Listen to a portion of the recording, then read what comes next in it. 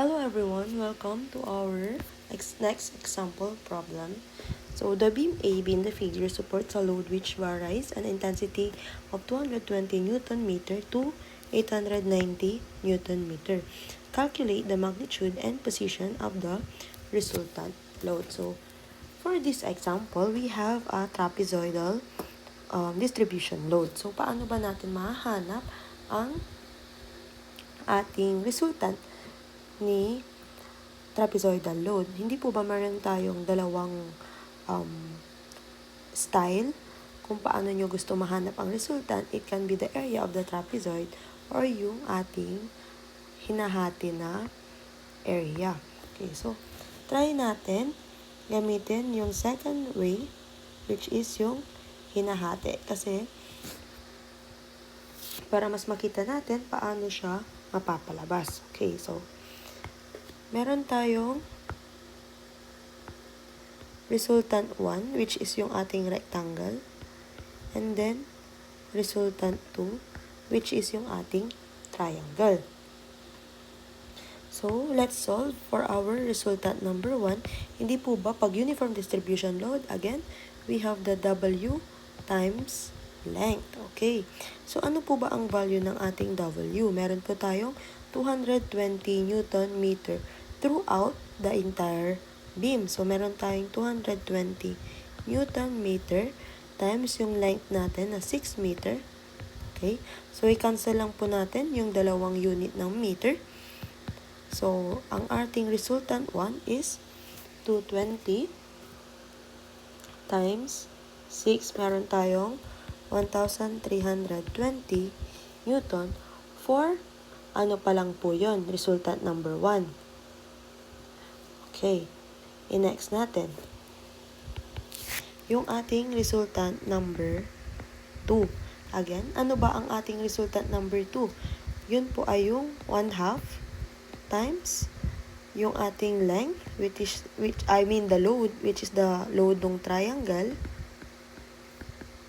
times the length nung sakop ng ating triangle. Kaso, ano ba ang load na i-consider natin sa resultant number 2? Is it the 890 po ba? No, it's not the 890. Kasi po, ang gagamitin lang talaga natin ay yung load na andito. Kasi na-compute na natin yung resultant or yung load na nasa baba or nung rectangle. So, dito, since ang kabuuan ay 890 minus mo yung 220 na nagamit na natin, meron tayong 670 Newton meter na gagamiting load for triangle. So, since napalabas na natin, i-substitute natin yung mga value, 670 Newton meter times yung length. Since the entire length naman ay may triangular distribution load, 6 meter, cancel lang din po natin ulit yung ating meter na unit. So, meron po tayong value na 2,010 Newton for resultant 2 or yung resultant ng ating triangle. So, para mahanap natin ang resultant total or total resultant natin, which is mahanap natin along here, resultant total, R1 plus R2. So, kung ipag-add po natin sila, substitute natin both value 1,320 plus 2,010. Ang resultant total natin ay 2,010 plus 1,320. Meron tayong value na 3,330 Newton. So, naintindihan po kung paano natin nasa-solve yung ating resultant for trapezoidal load. So, kung paano natin siya kino-compute step by step or per resultant, actually ganun lang din po ang process if yung ating given ay only uniform distribution load or if only triangular distribution load yung mga given. Okay, so i-arrange lang natin yung mga value. And ay Paliitin na lang pala natin.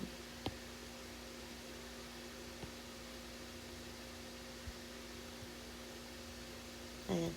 Ililipat ko na lang po siya around dito. Ayan. Since nahanap na natin ang mga value ng ating resultant, let's move forward in identifying the distance. Okay.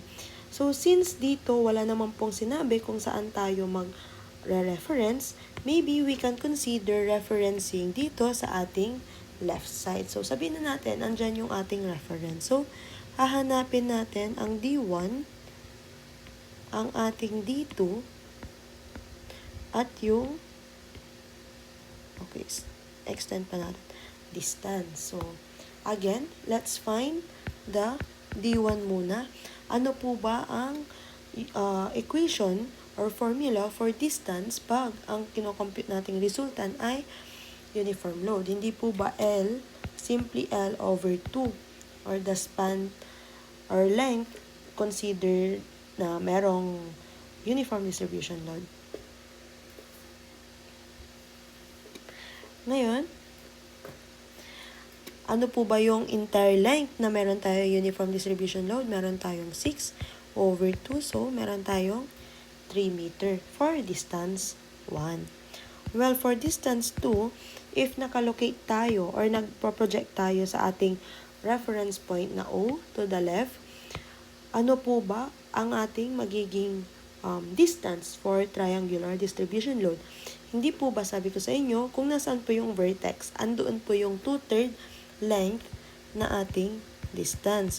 So, since si vertex ay nandito sa ating reference point or dito sa ating axis na yan, ibig pong sabihin, 2/3 po yung ating i-consider. So, 2/3 times 6, kasi po buong span naman na 6 meter ay may triangular distribution load.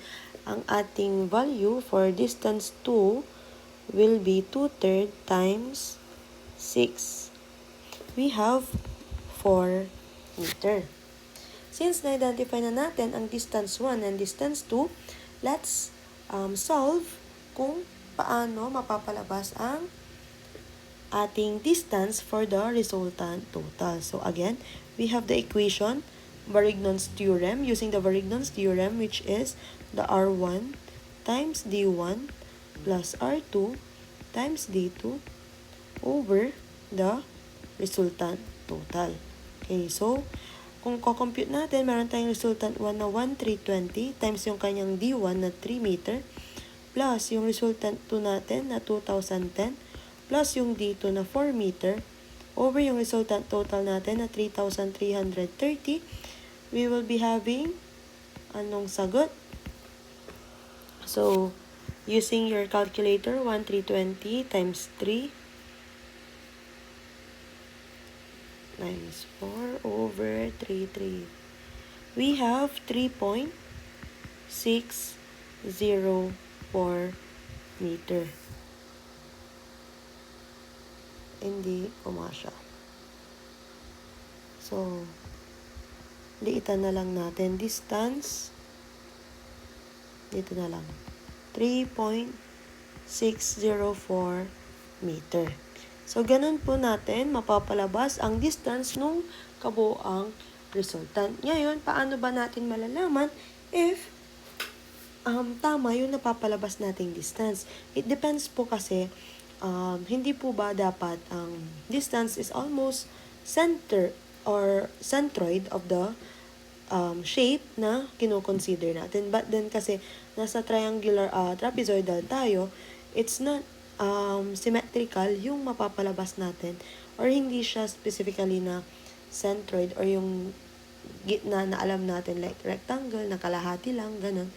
So, if we are looking for a specific distance ng kabuoang resultant, we should consider using the formula or equation use of the Varignon's theorem. So, ganun lang po tayo mag-compute ng ating load. So, for our examples, we just only have one distribution load, okay, for the entire span.